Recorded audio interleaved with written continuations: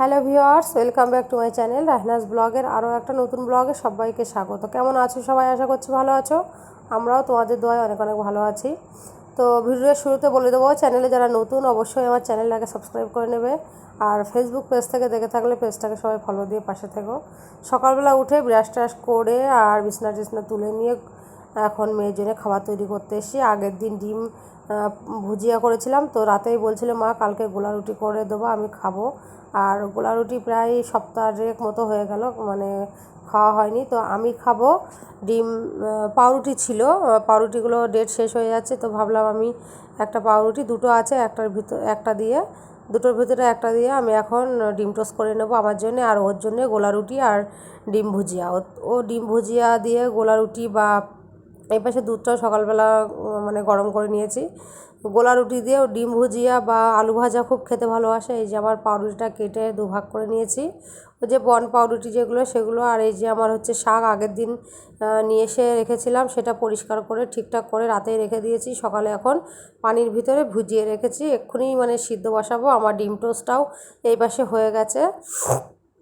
তো আমি এখন ডিম টোস্টটা তুলে নিয়ে এখানে আমি শাকটা সিদ্ধ বসিয়ে দেবো, নুন আর হলুদ দিয়ে সিদ্ধ বসাবো।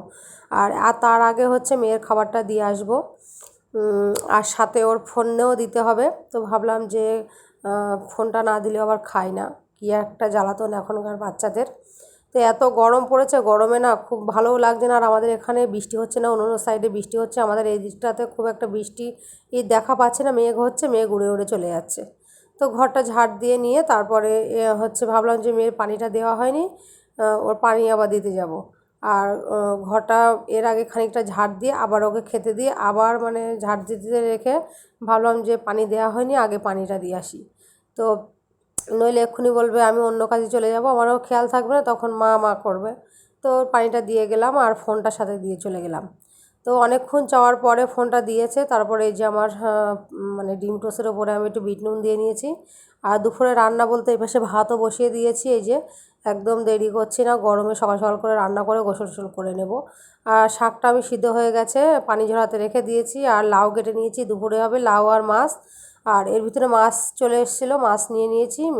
মাছ নিয়ে কেটে ধুয়ে পরিষ্কার করে নুন হলুদ আর ঝালের গুঁড়ো মেখে তারপরে আমি এখন কড়াইতে তেল দিয়েছি, দেখতে পাচ্ছ তেলও হয়ে গেছে, মানে ধোয়া উঠছে তেল থেকে। তো মাছ ভাজবো, প্রথমে 3 পিস ভেজে নিচ্ছি, যে গাটা একটু কেটে কেটে দিয়েছি। আমার মেয়ে অনেক দিন পরে আজকে মাছ ভাজা ইচ্ছা করে খেতে চেয়েছে। আর তরকারির জন্য পেঁয়াজ ঝাল বা রসুন এইসবগুলো শাক ভাজার জন্য কেটে নিয়েছি। মাছগুলো সবগুলো ভাজা হয়ে গেছে, অনেকগুলোই মাছ, কিছুটা রান্না করব, কিছুটা কালকের জন্য রেখে দেবো। আর এই পাশে রান্না হবে লাউ, এই যে কেটে ধুয়ে তার আগে আমি দেখলে খানিকটা কেটেই রেখেছি।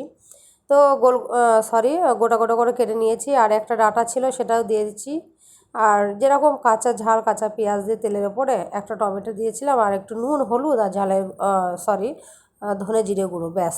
আর একটু রসুন থেতলিয়ে দিয়েছি 4-5টা কোয়া।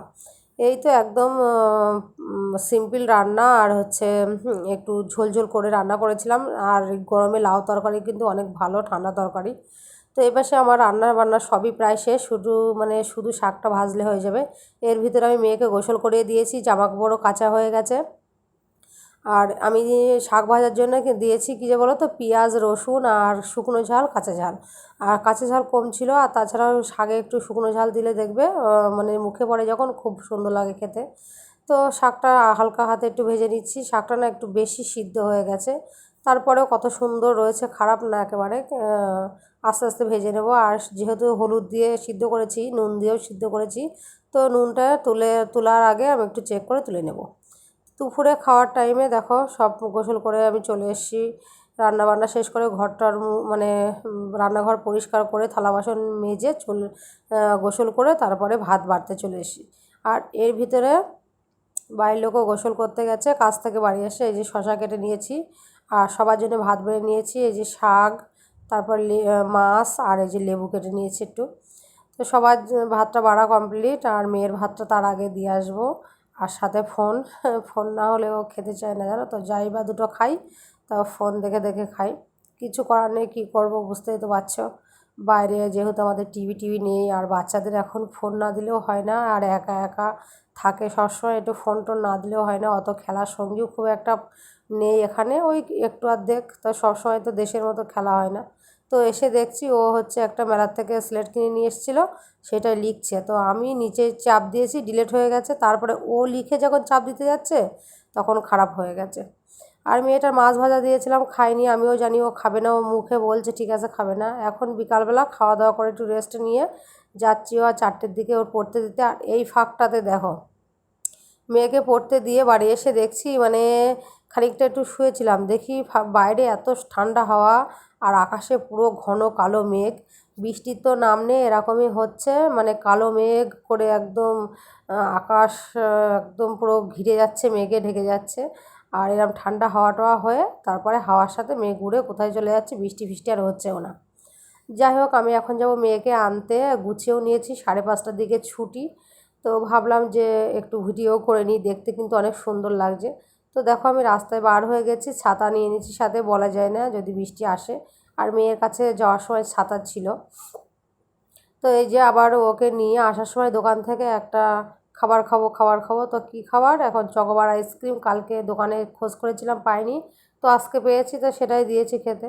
বাড়ি এসে অনেকক্ষণ রেস্ট টেস্ট নিয়ে এখন বাজে কটা বলো তো, এখন বাজে কিন্তু 7টা, 7:30।